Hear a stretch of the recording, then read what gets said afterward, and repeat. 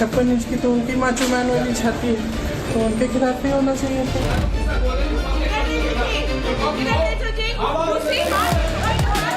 Congress MP लोग ने बहुत गाली दिया और कहा कि प्रधानमंत्री, देश का प्रधानमंत्री का हम लोग क्या करता है आप लोग देखो।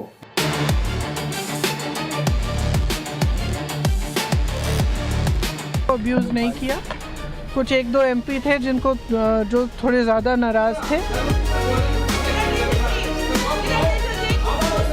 ये तो सड़क के किसी मतलब मवाली का भाषण है।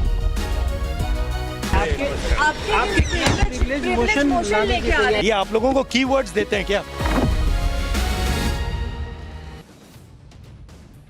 राहुल गांधी और कांग्रेस ने सत्र में संसद के अंदर जो किया वो सारी हदें पार कर देने जैसा। पहले पीएम के खिलाफ ऐसी किताब के हवाले से बातें करना जो किताब छपी नहीं थी, फिर पीएम को लोकसभा में बोलने ना देना, महिला सांसदों को आगे करके पीएम को घेर लेने का प्लान बनाना, ये सब तो पूरे देश ने देखा। लेकिन राहुल गांधी यहीं पर रुक जाते तो शायद फिर भी ठीक होता। कल उन्होंने जो कहा कि सरेंडर कर दिया, देश बेच दिया, शर्म नहीं आती ऐसी बातें करना, ऐसे आचरण करना, वो भी जब उनके पास नेता विपक्ष का गंभीर पद है। लोग कह रहे हैं ये तो लिमिट ही क्रॉस कर दी। एप्स्टीन फाइल ले आए, यूएस ट्रेड डील पर क्या बोलने लगे कि ऐसे पकड़ लिया है, कॉम्प्रोमाइज हो गए हैं, और इसीलिए बातें होने लगी कि राहुल गांधी के खिलाफ प्रिविलेज मोशन लेकर बीजेपी आई। प्रिविलेज मोशन तो नहीं आया, लेकिन राहुल गांधी पर एक ऐसे बड़े एक्शन की तैयारी जरूर हो गई जिससे राहुल गांधी की राजनीति का पैकअप ही हो सकता है। उसके बारे में आगे बताऊंगा। पहले देखिए कि कैसे इस बात से राहुल गांधी के चेहरे पर हवाइयां उड़ी हुई, क्योंकि कल तक जो राहुल गांधी मीडिया को हंस कर बयान दे रहे थे, मोदी सरकार के मंत्री जब मीडिया को संबोधित कर रहे थे तो बीच में कूद जा रहे थे, वही राहुल गांधी अलग गुस्से में थे। आज एक बार नहीं, दो बार मीडिया से भिड़ गए और मीडिया को कोसने लगे। देखिए राहुल गांधी के तेवर आज कैसे जो है वो बदले बदले से नजर आ रहे थे। आपके मोशन लाने की तैयारी सरकार कर रही है।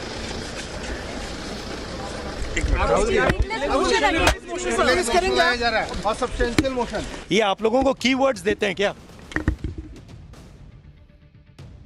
राहुल गांधी इतने भन्नाए हुए थे कि उनसे पूछा जा रहा प्रिविलेज मोशन लाने की बातें चल रही, तो सीधा जवाब दीजिए ना कि हां लाएंगे। तो देखेंगे, नहीं देखेंगे, बिना बोले निकल जाइए। आपको कीवर्ड देते हैं क्या? अरे भाई, उधर से अगर कोई खबर आएगी तो आपसे पूछा नहीं जाएगा, आपसे पूछ के सवाल आपसे तैयार किए जाएंगे कि सर आपसे ये पूछ सकते हैं। और ये वही राहुल गांधी हैं जो कल तक मीडिया को बुला बुला कर नरेंद्र मोदी के खिलाफ बना हुआ पोस्टर दिखा रहे थे, किताब लहरा रहे थे। लेकिन जब तक मीडिया उनके पीछे राहुल जी कर रही थी, तब तक राहुल गांधी को सब ठीक लग रहा था। जैसे ही मीडिया ने आज राहुल गांधी से प्रिविलेज मोशन पर सवाल कर दिया, भाई साहब भड़क गए। बीजेपी का एजेंट मीडिया को बताने लगे। सुनिए राहुल गांधी को क्यों गुस्सा आ गया और कैसे गुस्सा आ गया, जबकि कोई प्रिविलेज मोशन अभी आया नहीं। एक्शन तो जो होना है वो उसके बारे में बताऊंगा, वो प्रिविलेज मोशन से भी बड़ी चीज आ रही।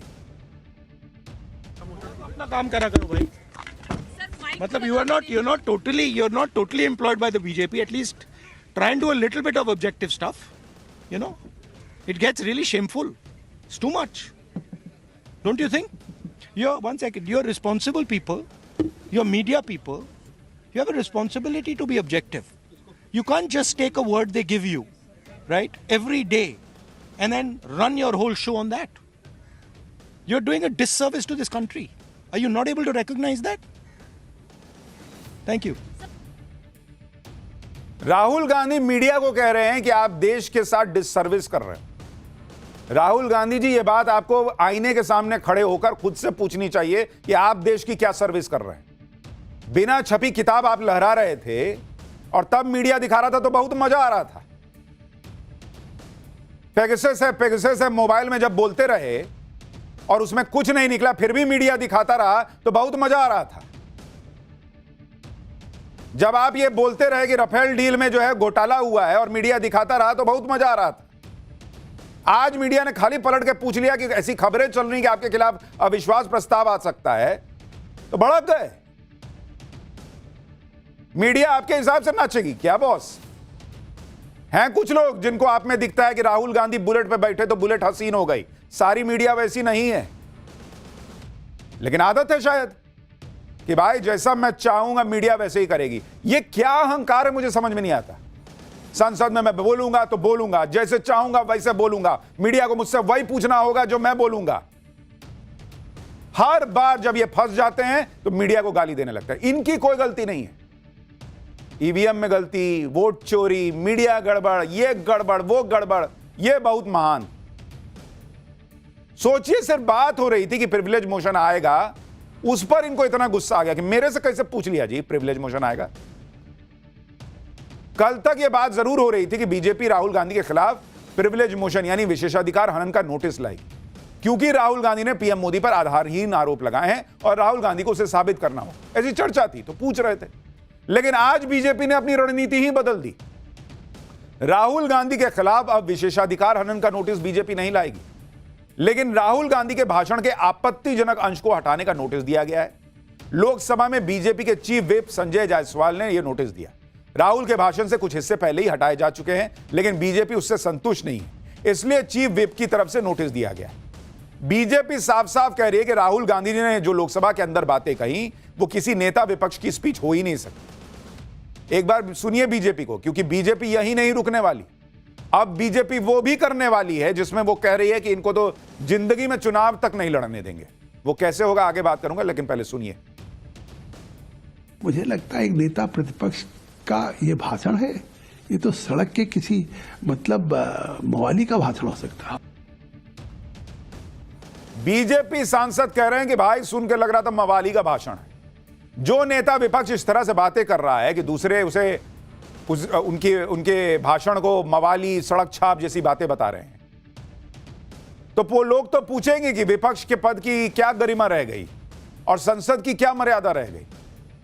इसलिए बीजेपी की तरफ से कहा जा रहा था कि राहुल गांधी के खिलाफ प्रिविलेज मोशन बनता है, लेकिन प्रिविलेज मोशन आया भी नहीं, फिर भी राहुल गांधी इतना भड़के।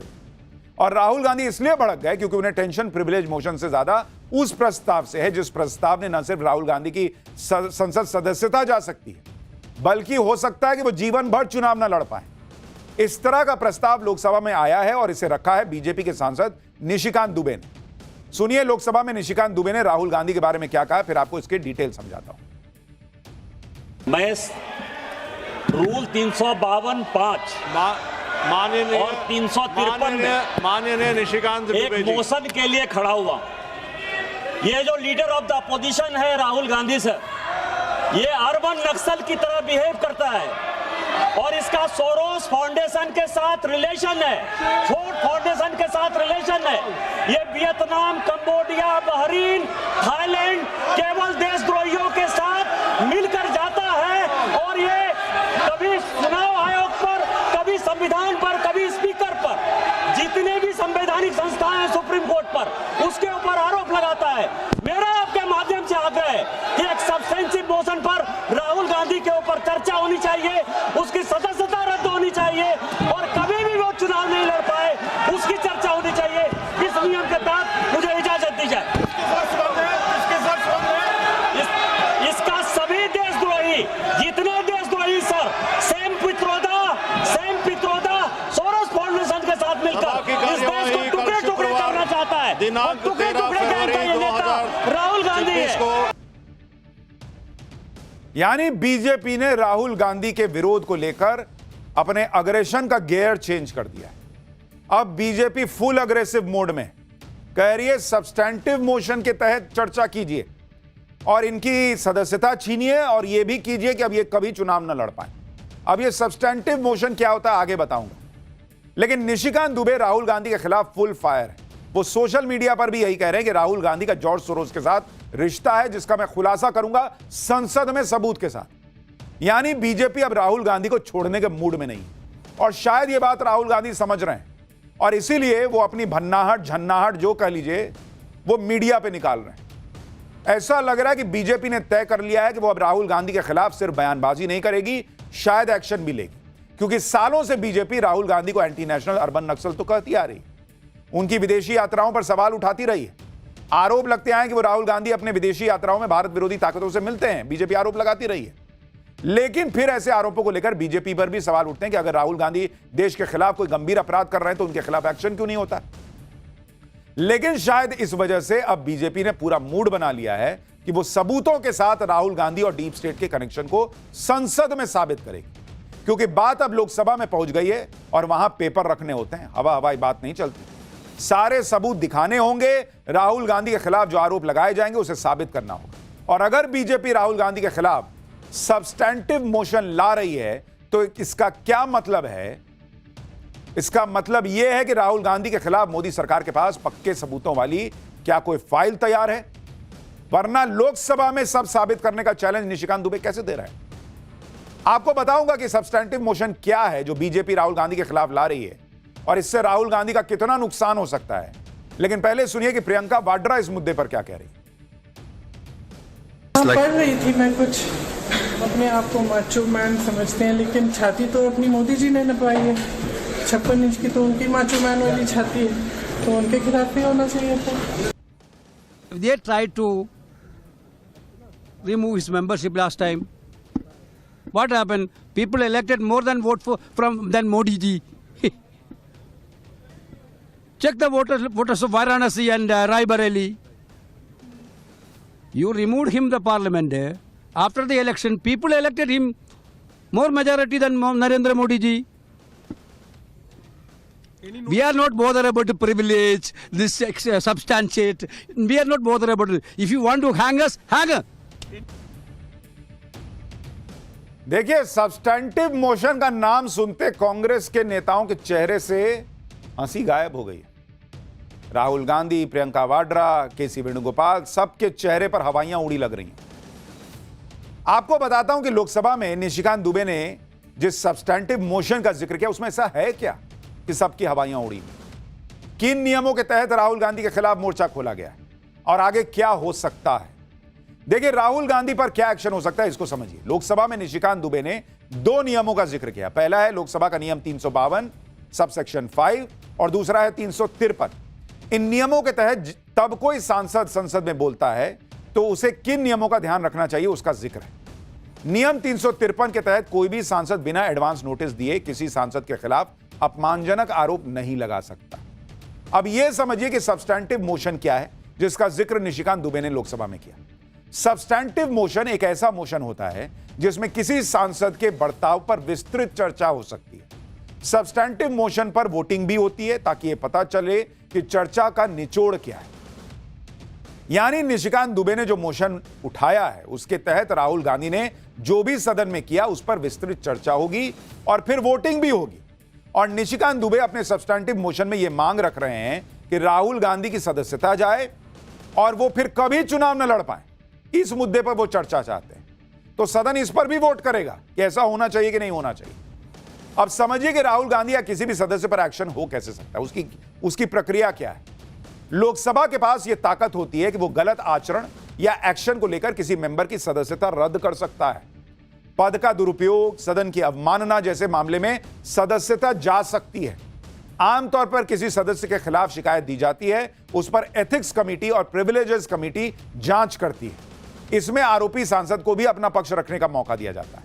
अगर कमेटी सांसद को दोषी मानती है तो उसे निष्कासित करने की सिफारिश की जाती है। इसके बाद सदन में निष्कासन के लिए प्रस्ताव लाया जाता है। ज्यादातर सदस्य अगर निष्कासन वाले प्रस्ताव से सहमत होते हैं तो उस सदस्य को निष्कासित कर दिया जाता है। लेकिन यहां तो सीधे सीधे सब्सटैंटिव मोशन है, उसमें तो वोटिंग ही हो जाएगी। और राहुल गांधी के लिए खतरा बढ़ गया है संसद सदस्यता जाने का, इसीलिए चेहरे पर थोड़ा सा तनाव दिख रहा है। एक तरफ संसद सदस्यता जाने का खतरा है, आजीवन चुनाव लड़ने पर प्रतिबंध लगने का खतरा है। दूसरी तरफ राहुल गांधी के लिए बड़ी मुसीबत यह भी है कि पूर्व आर्मी चीफ की जो किताब वो लहरा रहे थे उसमें भी वो ऐसा फंस सकते हैं कि जेल जाने की नौबत आ सकती है, क्योंकि इस किताब के मामले में दिल्ली पुलिस ने अपनी जांच तेज कर दी है। ऐसी खबरें हैं कि पुलिस ने penguin random house India private limited को नोटिस जारी किया है। दिल्ली पुलिस को शक है कि कहीं पब्लिशिंग हाउस के अंदर से ही किसी ने बुक लीक कर दी। दिल्ली पुलिस के मुताबिक किताब की पीडीएफ कॉपी कई वेबसाइट पर मौजूद है। देखने में यह penguin random house India private limited का तैयार किया हुआ लग रहा है।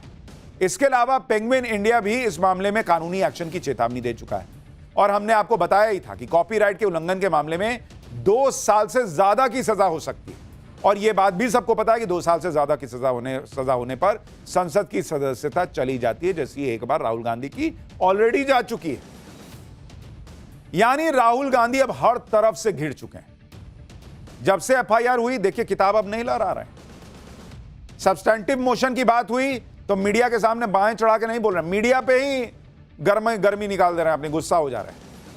इधर संसद में बीजेपी ने मोर्चा खोल दिया है, उधर किताब के मामले में तलवार लटक रही है। ऐसे में राहुल गांधी ने नया पैतरा खेला। अब वो किसानों की बात कर रहे हैं, इस सब को ट्रेड डील से जोड़ने लगे। राहुल गांधी कहने लगे कि चाहे एफआईआर कर दो या केस कर दो, प्रिविलेज मोशन ले आओ, किसानों के लिए तो हम लड़ते रहेंगे। अब इनको किसान याद आए।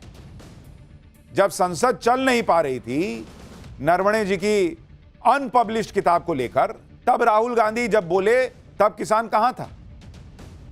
तब उनको किताब पे डिस्कस करना था। अब जब चारों तरफ से घिर गए तो कह रहे हैं कि नहीं, किसान के लिए हम लड़ते रहेंगे। राहुल गांधी ने आज सोशल मीडिया पर एक वीडियो डाला जिसमें वो ट्रेड डील से में किसानों के हितों से समझौते की बात कर रहे हैं और 3 कृषि कानूनों की बात कर रहे हैं। सुनिए राहुल गांधी ने क्या कहा है, कैसे पीएम मोदी को घिरते घिरते राहुल गांधी के मुंह से वो सच भी निकल गया जो शायद उन्हें भी पता नहीं चला। मक्का, कपास, सोयाबीन और फल ये शुरुआत है। नरेंद्र मोदी पूरी कृषि मार्केट के दरवाजे खोलेंगे, अपने मित्रों के लिए, अदानी अंबानी जैसे लोगों के लिए, विदेशी ताकतों के लिए। भारत के किसान और पूरा देश जानता है कि नरेंद्र मोदी किसान विरोधी है। वो अपने मित्रों की मदद करता है। पहले भी वो काले कानून लाए थे, अब उन्होंने विदेशी ताकतों के लिए दरवाजा खोल दिया है। नरेंद्र मोदी जी ने देश को बेच दिया है, किसानों को बेच दिया है। आप मेरे ऊपर केस डालो, गाली दो, जो भी आपको करना है करो, प्रिविलेज मोशन डालना है वो डाल दो, कोई फर्क नहीं पड़ता। राहुल गांधी के इस वीडियो में उनके चेहरे पर अमूमन जो वो अग्रेशन लेकर आते हैं वो गायब है। आप उनका चेहरा देखिए, बॉडी लैंग्वेज पढ़िए, और वो किसानों की बात कर रहे हैं।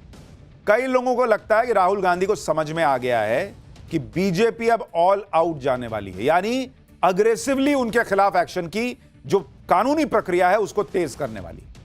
और इसलिए उन्होंने जमीन बना दी कि कल को एक्शन होगा तो कहेंगे देखो मैं किसान के लिए लड़ रहा था इसलिए मेरे पे एक्शन होगा। यह वीडियो ऐसे ही नहीं आया है। जो राहुल गांधी कल तक कह रहे थे कि पीएम मोदी ने तो देश बेच दिया, किसानों के हितों से समझौता कर लिया, पीएम मोदी इज कॉम्प्रोमाइज्ड, अब वो कह रहे हैं कि कपास, सोयाबीन, फल तो सिर्फ शुरुआत है। नरेंद्र मोदी पूरे कृषि मार्केट का दरवाजा खोलेंगे। यानी राहुल गांधी खुद मान रहे हैं कि अभी तक नरेंद्र मोदी ने पूरा कृषि मार्केट का दरवाजा नहीं खोला है। आपके जो भी आरोप हैं वो संभावनाओं पर आधारित हैं, तो कल तक क्यों बोल रहे थे कि पूरा कृषि मार्केट खोल दिया? दूसरी बात, राहुल गांधी ये बात तब कह रहे हैं जब इंडिया यूएस ट्रेड डील को लेकर किसान संगठन सड़क पर उतरने की बातें कर रहे हैं। यानी राहुल गांधी फिर से किसान आंदोलन में अपना सियासी फायदा तलाश रहे हैं। राहुल गांधी अपने भाषण को लेकर लोकसभा में फंसे तो माहौल बनाने लगे कि क्योंकि वो किसानों की आवाज उठा रहे हैं इसलिए उनके खिलाफ ये सब साजिश हो रही है। दरअसल जिस तरह से अमेरिका ने भारत से ट्रेड डील में 3 बड़े बदलाव किए, उससे राहुल गांधी को समझ में आ गया कि अभी तो इस ट्रेड डील में बहुत चीजें बाकी हैं, जबकि वो तो पूरा माहौल बना चुके थे कि मोदी ने देश बेच दिया। आप देखिए कल राहुल गांधी बांग्लादेश का उदाहरण दे रहे थे कि बांग्लादेश पर 0 टैरिफ है। आज केंद्रीय वाणिज्य मंत्री पीयूष गोयल ने यह भी कह दिया कि ऐसी सुविधा तो भारत के पास भी है, अभी फाइनल एग्रीमेंट नहीं बना है। सुनिए पीयूष गोयल डील को लेकर क्या बता रहे हैं। जिस प्रकार से बांग्लादेश में एक सुविधा मिली है कि अगर रॉ मटेरियल अमेरिका से खरीदे, उसको प्रोसेस करके कपड़ा बना के एक्सपोर्ट करें तो वो 0 रेसिप्रोकल टैरिफ पे जाएगा। वही सुविधा भारत को भी है और भारत को भी मिलेगी। अभी तो हमारा फ्रेमवर्क एग्रीमेंट बना है, जब इंटरिम एग्रीमेंट फाइनल होके आएगा तब फाइन प्रिंट पे आपको ये देखने को मिल जाएगा। और साथ ही साथ ये भी बता दूं कि भारत के किसानों को ये भी लाभ मिलेगा कि कई सारे ऐसे वस्तु अमेरिका में, यूरोपियन यूनियन में, यूके में, स्विट्जरलैंड, नॉर्वे में, ऑस्ट्रेलिया, न्यूजीलैंड में अब यहां से एक्सपोर्ट होंगे बड़े मात्रा में। आज हम जो 5 लाख करोड़ का एक्सपोर्ट करते हैं वो 10 लाख करोड़ का एक्सपोर्ट हो जाएगा हमारे किसानों और हमारे मछुआरों के सामान का, उत्पाद का, जिससे उनकी आमदनी बढ़ेगी, उनको सही दाम मिलेगा, बड़ी मार्केट खुलेंगी।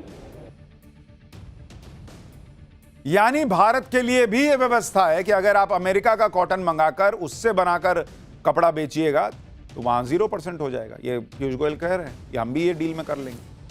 और हमने आपको कल ही बताया था कि बांग्लादेश अमेरिका से जो कॉटन मंगाता है वो 6% ना 7% मंगाता है, बाकी 93% पे भारत को उसमें बढ़त मिली हुई है।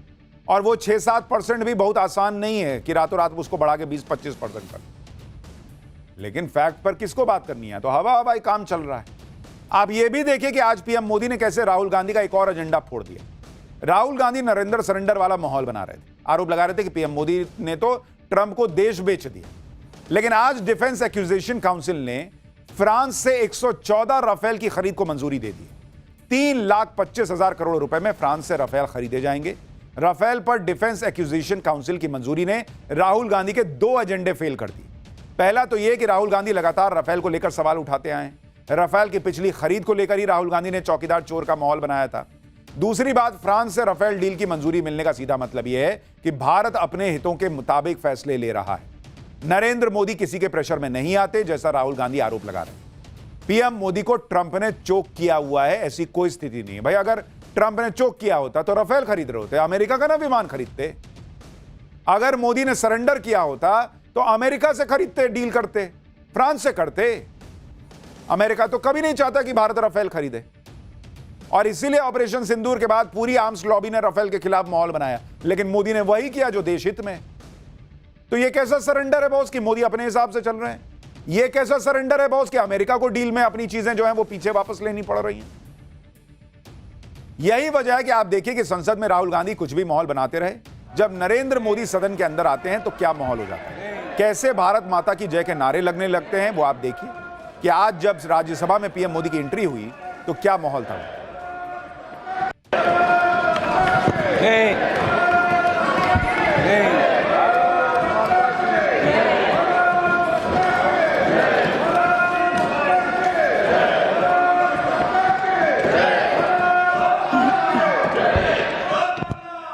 एक तरफ प्रधानमंत्री नरेंद्र मोदी के लिए यह सम्मान है, दूसरी तरफ इसी संसद में राहुल गांधी का आचरण है।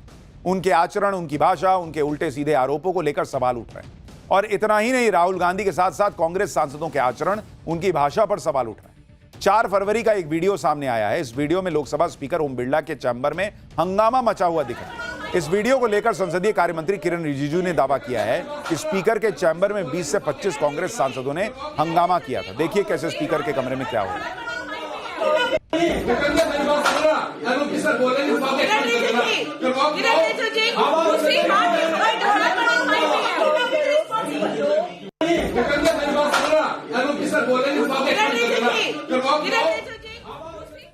आरोप तो तरह तरह के लग रहे हैं कि स्पीकर को गालियां भी दी गई थी। आरोप है पीएम मोदी के खिलाफ धमकी वाली भाषा बोली गई। किरण रिजिजू का दावा है कि जब यह सब हो रहा था तो वहां प्रियंका वाड्रा मौजूद थी। हालांकि प्रियंका वाड्रा ने आरोपों को झूठा बताया।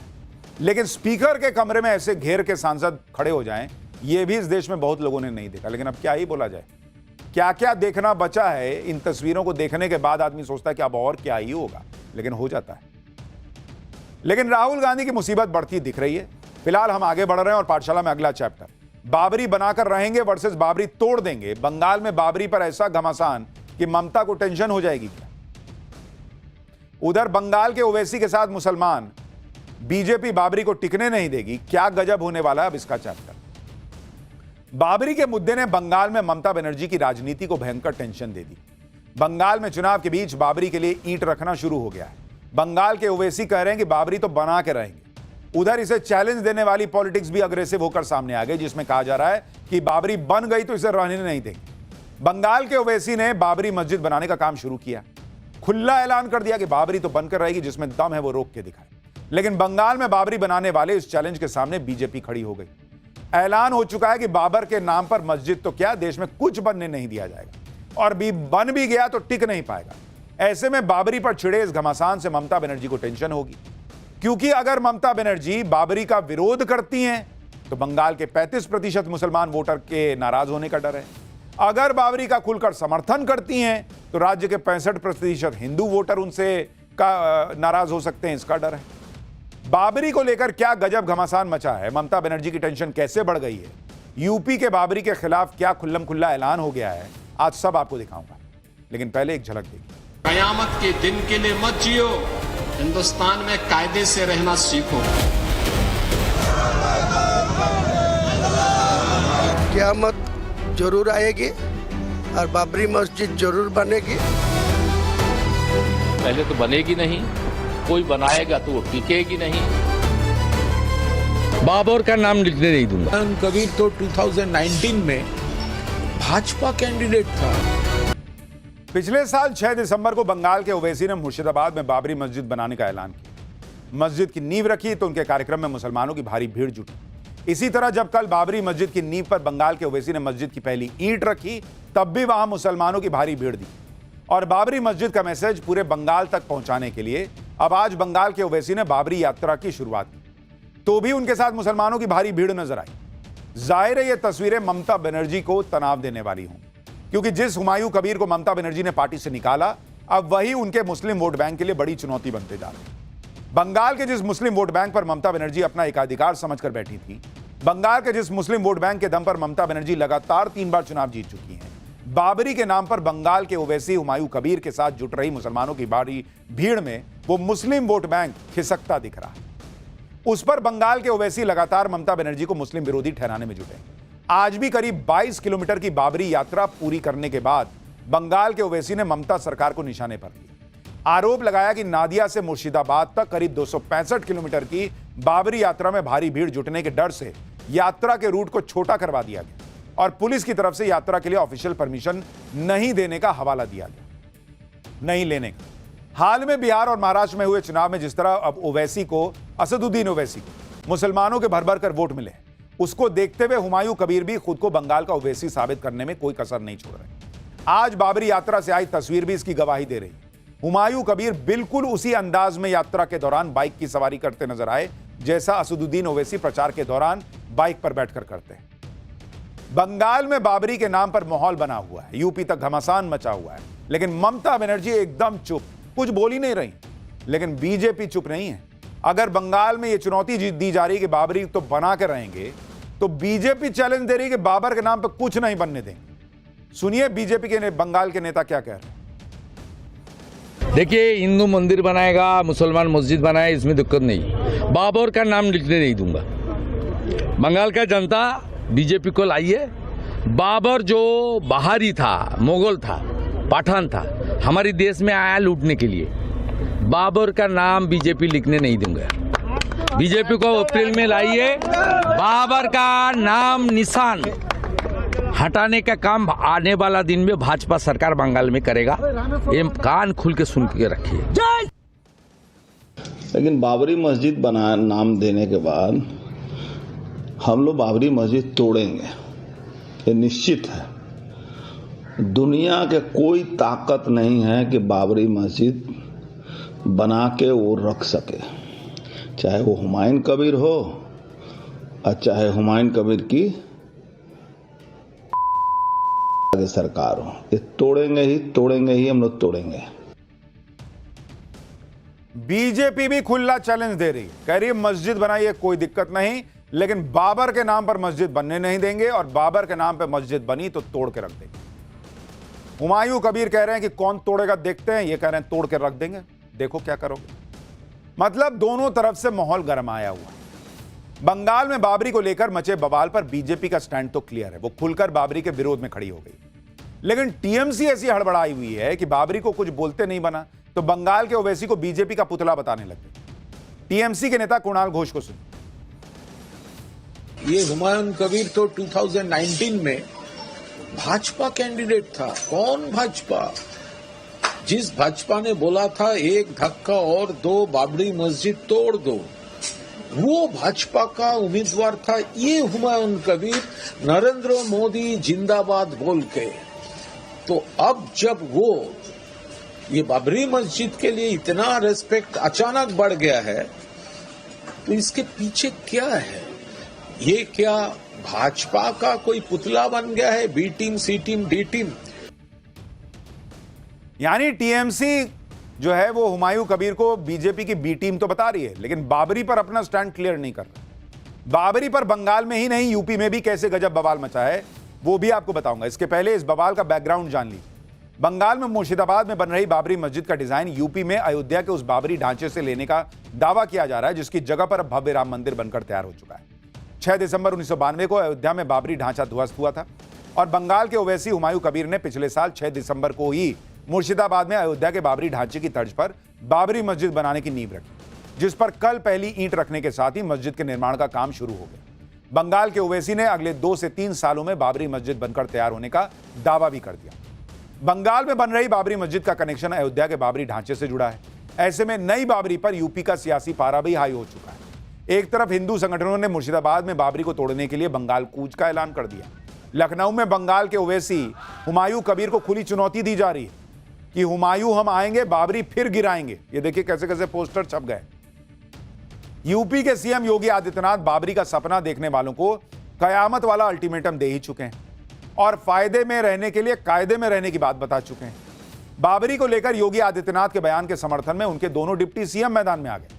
डिप्टी सीएम केशव प्रसाद मौर्य ने 2 टूक कह दिया कि नई बाबरी बन भी गई तो टिकेगी नहीं, और डिप्टी सीएम ब्रजेश पाठक ने तो बाबर का नाम लेने वालों को कुछ और ही बात याद दिला दी। एक बार दोनों को सुनिए। पहले तो बनेगी नहीं, कोई बनाएगा तो वो टिकेगी नहीं, और यह देश राम भक्तों का है, श्री कृष्ण भगवान के भक्तों का है, शिव भक्तों का है, बाबर के भक्तों का नहीं। मस्जिद बनाने का विरोध नहीं, लेकिन बाबर के नाम पे मस्जिद बनेगी तो उसका विरोध है। धन्यवाद। बाबर का महिमा मंडन करने वालों का उत्तर प्रदेश और देश में कोई स्थान नहीं होना चाहिए, और इसीलिए जब ये आगे पीछे बाबरी मस्जिद की घटना हुई थी तो कार्यसेवकों ने एक बड़ा नारा देने का काम किया था, तेल लगाओ डाबर का, नाम मिटा दो बाबर का। आप सब लोगों ने सुना था। और बाबर का भारतीय राजनीति के इतिहास में लुटेरे की संज्ञा है। यानी बीजेपी का एजेंडा क्लियर है, मस्जिद से कोई बैर नहीं, लेकिन बाबर तेरी खैर, बाबर का नाम नहीं आने देंगे। उधर बाबर के नाम पर ही सब हो रहा है। तो अब क्या मुसलमान सीधा बंगाल के ओवैसी के साथ और हिंदू सीधा बीजेपी के साथ आएगा या नहीं, ये तो वक्त बताएगा। फिलहाल हमारे लिए उस चुनाव की चर्चा का वक्त हो गया है जिसमें हिंदुओं के लिए बहुत कुछ छुपा है। पाठशाला में अगला चैप्टर, आगजनी बमबाजी के बीच बांग्लादेश में चुनाव हो गया है। हिंदू विरोधी कट्टरपंथी निपट गए या बना लेंगे सरकार।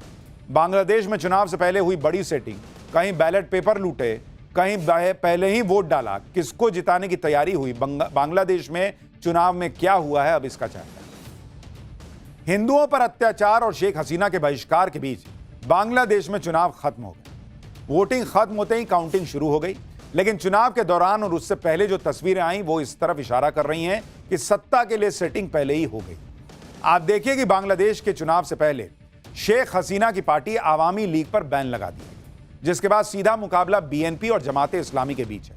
जमाते इस्लामी को मोहम्मद यूनुस का खुला समर्थन है, जबकि खालिदा जिया की पार्टी 25 साल बाद वापसी कर सकती है कहा जा रहा है। सत्ता में बने रहने के लिए मोहम्मद यूनुस ने पहले ही शेख हसीना की पार्टी को बैन कर दिया, और अब चुनाव के दौरान जो तस्वीरें आई हैं वो मोहम्मद यूनुस के निष्पक्ष चुनाव वाले वादे पर सवाल उठा रही हैं। आज चुनाव के दौरान कई बूथों पर खुलेआम बैलेट पेपर लूटने की तस्वीरें आई। सुरक्षा बल इतने लाचार थे कि कुछ कर ही नहीं पा रहे थे। कहीं वहीं कुछ वीडियो वायरल हो रहे हैं जिसमें दावा किया जा रहा है कि वोटिंग से पहले ही बैलेट पेपर पर ठप्पा लगाकर बैलेट बॉक्स में भर दिया गया था। बांग्लादेश में वोटिंग के दौरान जमकर हिंसा भी हुई है। कहीं बम फेंककर दहशत फैलाई गई तो कहीं कैंडिडेट्स की ही पिटाई कर दी गई। बांग्लादेश में हिंसा के बीच हुए चुनाव में हिंदुओं ने क्या किया और कैसे हिंदू वोट बांग्लादेश की सत्ता की दिशा तय करने वाला है, ये सब बताऊंगा। लेकिन पहले बांग्लादेश के चुनाव का रिजल्ट जाने से पहले जो हुआ है उसकी एक झलक देखिए। बांग्लादेश में शेख हसीना के जाने के बाद लोगों के सामने अब 2 ही विकल्प, या तो जमाते इस्लामी सत्ता में आएगी या खालिदा जिया की पार्टी सरकार बनाएगी। नई सरकार के लिए आज बांग्लादेश में वोटिंग हुई, 50% से ज्यादा वोट पड़े। बांग्लादेश का चुनावी गणित देख लीजिए। बांग्लादेश में करीब 12 करोड़ 70 लाख मतदाता हैं। चुनाव में युवाओं की भूमिका अहम मानी जा रही है, क्योंकि लगभग आधे मतदाता 18 से 37 साल के। इनमें से करीब 45 लाख मतदाताओं ने पहली बार वोट डाला। यह चुनाव इसलिए भी इंपॉर्टेंट है क्योंकि दशकों के बाद आवामी लीग से शेख हसीना और बीएनपी से खालिदा जिया आमने सामने नहीं। लेकिन आज जैसे ही बांग्लादेश में चुनाव के लिए वोटिंग शुरू हुई, वैसे ही हिंसा की खबरें आने लगी। इसकी तस्वीरें आपको दिखाता हूं। मुंशीगंज में पोलिंग स्टेशन के बाहर जोरदार धमाका हुआ।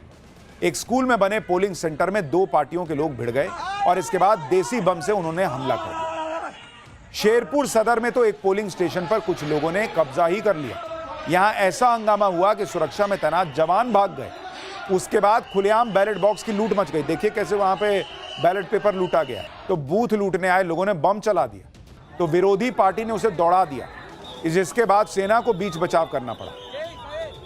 लेकिन शेखपुर में इस कैंडिडेट की किस्मत अच्छी नहीं थी। जब यह निर्दलीय उम्मीदवार एक पोलिंग बूथ पर पहुंचा तो इसकी जमकर पिटाई कर दी। देखिए कैसे पीट रहे हैं।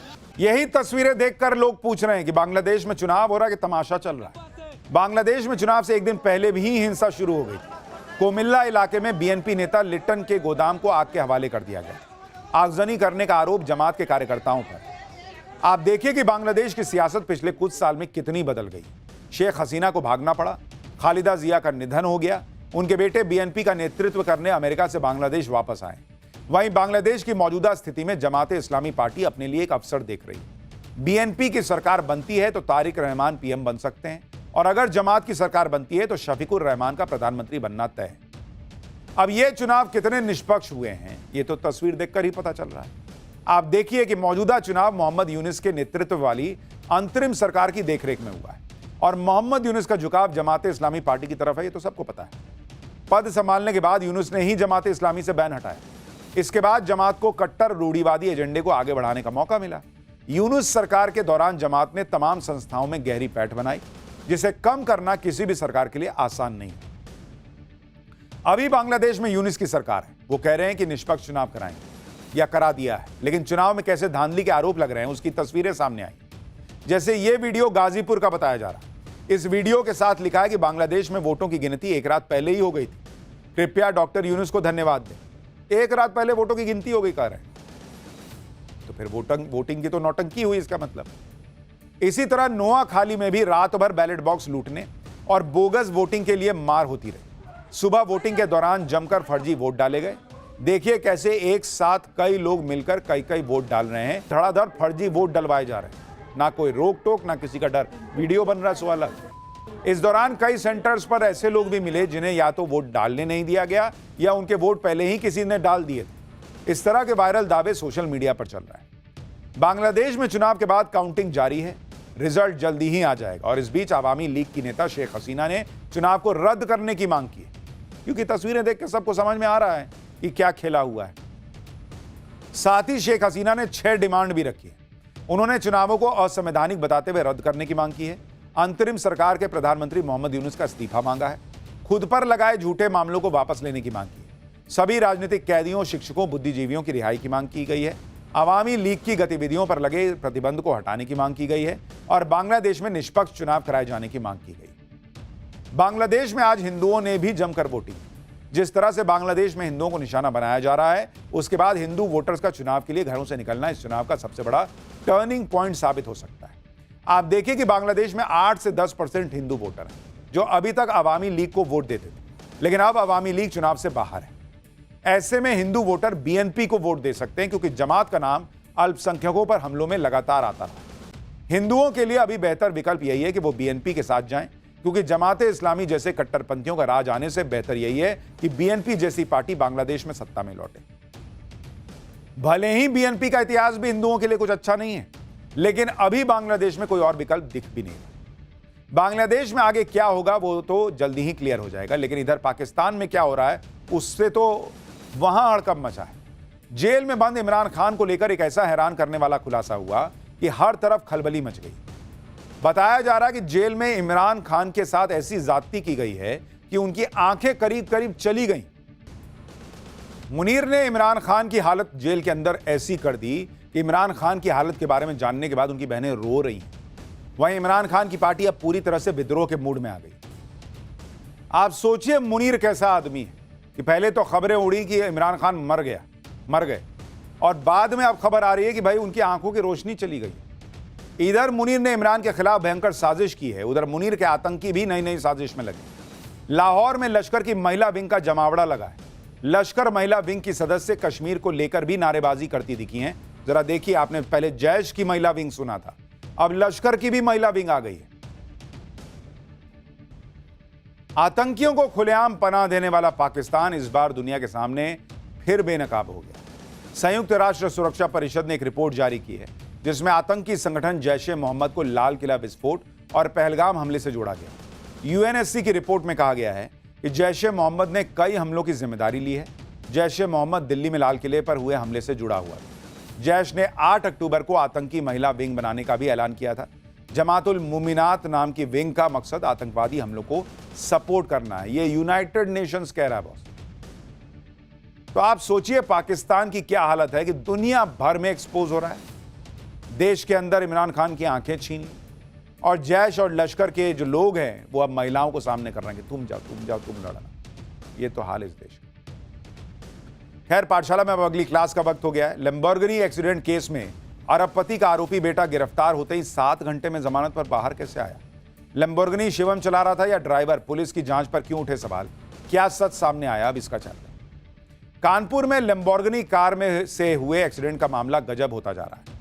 आरोपी शिवम मिश्रा एक अरबपति कारोबारी का बेटा है जो अपनी करोड़ों की लैम्बोर्गिनी कार से घूम रहा था और उसी दौरान एक्सीडेंट हो गया। लेकिन एक्सीडेंट के बाद जिस तरह से कार्रवाई की गई वो हैरान करने वाली है। बॉलीवुड फिल्मों के राइटर भी इस तरह की दलीलें नहीं लिख सकते जो आरोपी शिवम मिश्रा को बचाने के लिए दी गई। शिवम मिश्रा का लैम्बोर्गिनी कार से एक्सीडेंट का वीडियो सीसीटीवी में कैद है जिसमें सब कुछ साफ साफ दिख रहा है। फिर भी इस मामले को ऐसा घुमाया गया कि लोग हैरान रहे। आप देखिए कि पहले कहा गया कि शिवम मिश्रा कार चला ही नहीं रहा था, फिर कहा गया कि लैम्बोर्गिनी को ड्राइवर चला रहा था, फिर ड्राइवर ने अपना बयान देकर सरेंडर कर दिया। हालांकि ड्राइवर लैम्बोर्गिनी कार को अच्छे से नहीं जानता। हादसे के एक पीड़ित ने समझौता करने की कोशिश की। इस दौरान शिवम मिश्रा पुलिस की गिरफ्त से बाहर था। दबाव बढ़ा तो पुलिस ने शिवम मिश्रा को गिरफ्तार किया, लेकिन गिरफ्तारी के 7 घंटे के अंदर जमानत मिल गई। तो जो चीज साफ साफ दिख रही है उसमें गजब की लीपापोती की गई आरोप लग रहा है। आरोपी शिवम मिश्रा के पिता अरबपति बिजनेसमैन हैं और बेटे को बचाने के लिए उन्होंने वकीलों की फौज खड़ी कर दी। ऐसी ऐसी दलीलें दी गई कि पूछिए मत। अब तो लोग मजाक में यह भी कह रहे हैं कि शायद लैम्बोर्गिनी कार ने अपने आप ही एक्सीडेंट तो नहीं कर दिया। आप देखिए कि 8 फरवरी को कानपुर में शिवम मिश्रा की लैम्बोर्गिनी कार से एक्सीडेंट हुआ था। शिवम मिश्रा ने अपनी लैम्बोर्गिनी कार से 6 लोगों को घायल किया, लेकिन पुलिस ने शिवम को अरेस्ट नहीं किया। जब प्रेशर बढ़ा तो आज शिवम मिश्रा गिरफ्तार और उसे कोर्ट में पेश किया गया, जहां शिवम मिश्रा को जमानत मिल गई। जमानत मिलने के बाद शिवम मिश्रा कोर्ट से बाहर निकला। उसके साथ वकीलों और बाउंसर्स की फौज थी जो शिवम मिश्रा को भीड़ से बचाते हुए बाहर लेकर चली। शिवम मिश्रा को पुलिस ने सुबह 9 बजे गिरफ्तार किया और 7 घंटे के अंदर शाम 4 बजे शिवम मिश्रा को जमानत मिल गई। जबकि इस तरह के मामलों में अगर कोई आम इंसान फंसा होता तो लोग कह रहे हैं कि जमानत के लिए रगड़ देती कोर्ट उसको। लोग पूछ रहे हैं कि भाई 7 घंटे में जमानत क्यों मिल गई इस आदमी को? शिवम मिश्रा को गिरफ्तार करके पुलिस ने एडिशनल चीफ मेट्रोपॉलिटन मजिस्ट्रेट की कोर्ट में पेश किया। पुलिस ने शिवम मिश्रा की 14 दिन की रिमांड मांगी। पुलिस ने कहा कि शिवम जांच में सहयोग नहीं कर रहा है। पुलिस ने कहा कि हादसे के समय कार शिवम चला रहा था। शिवम के वकील ने कहा कि कार शिवम नहीं चला रहा था। कोर्ट ने पूछा कि क्या इस केस में कोई धारा गैर जमानती है। कोर्ट ने पुलिस से पूछा कि शिवम को कितनी बार नोटिस दिया। करीब 3 घंटे की बहस के बाद कोर्ट ने रिमांड खारिज कर दी। कोर्ट ने शिवम मिश्रा को 20,000 के निजी मुचलके पर जमानत दे दी। कोर्ट ने जमानत देने के साथ 3 कंडीशन लगाई कि शिवम मिश्रा पुलिस की जांच में सहयोग करेंगे, पुलिस अगर बुलाएगी तो शिवम मिश्रा को जाना होगा, बिना पुलिस को जानकारी दिए देश से बाहर नहीं जा सकता। शिवम मिश्रा को कोर्ट से जमानत मिल गई, लेकिन कोर्ट ने जमानत देते हुए यह भी कहा कि इस मामले में उचित प्रक्रिया का पालन नहीं किया, क्योंकि हादसे के बाद चश्मदीदों ने कहा कि कार शिवम चला रहा था। शिवम उस समय नशे की हालत में दिख रहा था। फिर भी पुलिस ने शिवम का मेडिकल नहीं करवाया। पुलिस ने शिवम को गिरफ्तार क्यों नहीं किया? तभी के तभी पुलिस के मुताबिक यह गंभीर अपराध नहीं था। क्या मामूली एक्सीडेंट था जिसमें एक मोटरसाइकिल डैमेज हुआ? अगर ऐसा था तो पुलिस ने शिवम को गिरफ्तार क्यों किया? बाद में गिरफ्तार करके उसकी 14 दिन की रिमांड कौन बात की अब मांग रहे हो, जब शुरू में तुमको इतना गंभीर मामला नहीं लगा? हादसे के अगले दिन यानी 9 फरवरी को कानपुर पुलिस कमिश्नर ने क्या कहा था वो सुनिए। कमिश्नर खुद कह रहे हैं कि हादसे के बाद शिवम की हालत ठीक नहीं थी, इसलिए आगे की कार्रवाई करना ठीक नहीं था। जिस ढंग से उस लड़के को निकाला गया था अंदर से, वो काफ़ी जो है शॉक्ड था और उसको बाकायदा हाथ से जो है निकाला गया। उनको जो उनके बाउंसर थे उन्होंने बड़े खींच के निकाला। वो बिल्कुल ऐसा लग रहा था कि उसको कोई अनकॉन्शियस टाइप का हो गया था। ऐसी सिचुएशन में थाने पे ले जाना, कोई और कार्रवाई कराना, ये ठीक नहीं था। मैं आपको स्पष्ट करना चाहूँगा कि जो धाराएँ हैं एक्सीडेंट के केसेस में, इसमें एक तो केवल मामूली इंजरी हुई है, एक गाड़ी डैमेज हुई है मोटरसाइकिल। और इन एक्सीडेंट के केसेस में किसी भी 7 साल से कम की सजा में पुलिस अरेस्ट नहीं करती है। अब पुलिस ने जिस तरह की बात की उससे तो शिवम बहुत ही मासूम लग रहा है भाई, कि वो तो बहुत शौक में था, बीमार जैसा था, गलती से हादसा हो गया।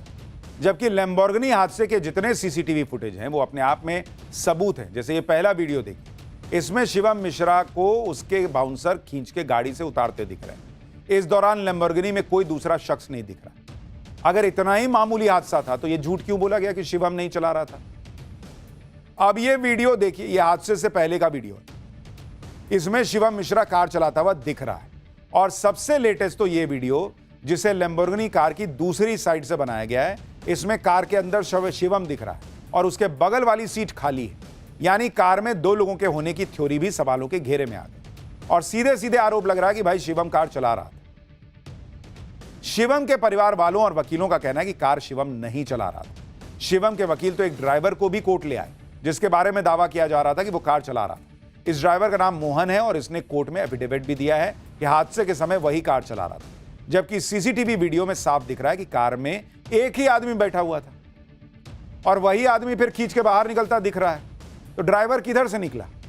लेकिन ड्राइवर कह रहा है कि वो कार चला रहा था और शिवम उनके बगल वाली सीट पर बैठा था। सुनिए ड्राइवर ने क्या कहा। मेरा नाम मोहन है सर। मोहन।